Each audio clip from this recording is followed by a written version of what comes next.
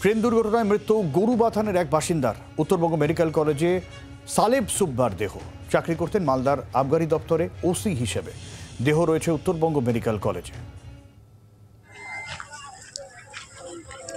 একে একে মৃতের পরিচয়ের সামনে আসছে, যেখানে রেলের তরফে ইতিমধ্যেই যখন 8 জনের কথা বলা হয়েছিল, এখন যদিও সেই সংখ্যাটা বেড়ে 9, 3 জন রেলকর্মী ছিলেন বলে বলা হয়েছে। আর এখন বাকি যাদের মৃত্যু হয়েছে তাদের পরিচয় সামনে আসছে।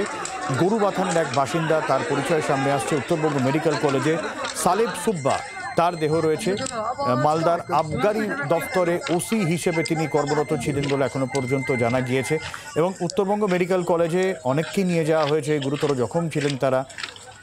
সালেব সুব্বার দেহ উত্তরবঙ্গ মেডিকেল কলেজেই রয়েছে।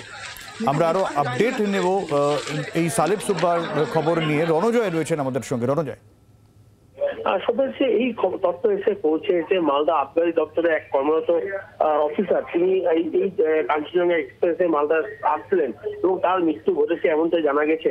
আবগারি দপ্তর সূত্রে এই তথ্য এসে আমাদের কাছে পৌঁছেছে। তার বাড়ি হচ্ছে কালিম্পং জেলায় এবং তিনি মালদায় সম্প্রতি এসেছেন এবং এখানে জয়েন করেছেন।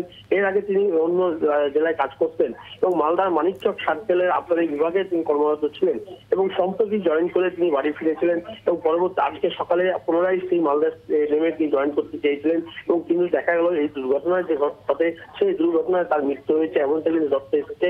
এই মুহূর্তে আবগারি দপ্তরের কর্মীরা শিলিগুড়ির উদ্দেশ্যে রওনা দিয়েছেন এবং তার দেহটি শনাক্ত করার জন্য তার পরিবারের লোকজনও কালিম্পং জেলা থেকে উত্তরবঙ্গ মেডিকেল কলেজের দিকে রওনা দিয়েছে।